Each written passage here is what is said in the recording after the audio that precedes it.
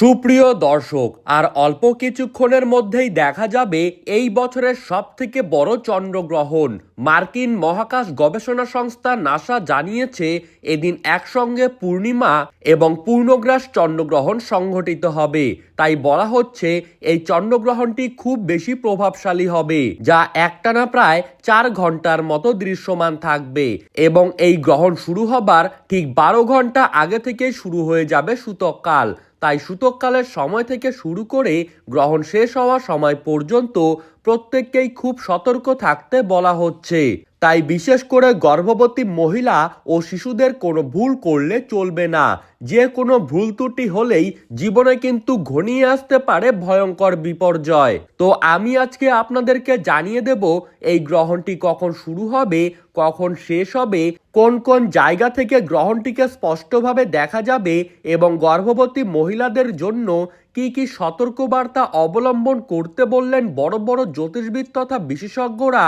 তার সমস্ত তথ্যই কিন্তু আমি আপনাদেরকে জানিয়ে দেব এই ভিডিওটির মাধ্যমে। তাই অবশ্যই শেষ পর্যন্ত ভিডিওটিকে মনোযোগ সহকারে দেখতে থাকবেন। আর এই রকমই গ্রহণের আপডেট পেতে হলে আমাদের ইউটিউব চ্যানেলটিকে সাবস্ক্রাইব করবেন।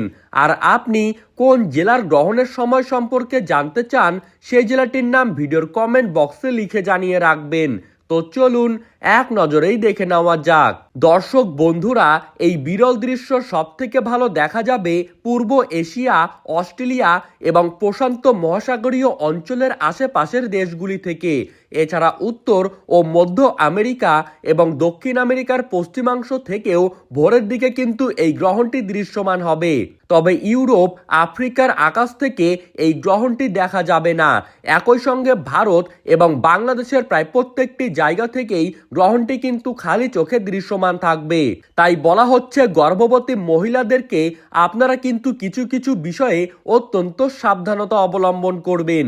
যেমন এই সময় গ্রহণ দেখার জন্য উন্মুক্ত স্থানে না গিয়ে অবশ্যই ঘরের মধ্যে থাকুন। এই সময় সকল প্রকার খাওয়া দাওয়া করা থেকে বিরত থাকবেন। তবে পরিমাণ অনুসারে আপনি জল পান করতে পারবেন। এই সময় সকল প্রকার কাটাছেঁড়া করা, যেমন মাছ কাটা, সবজি কাটা, এ সকল কাটাছেঁড়া করা এবং সেলাই করা থেকে দূরে থাকবেন। গ্রহণ চলাকালীন সময় না ঘুমিয়ে জেগে থাকার চেষ্টা করবেন।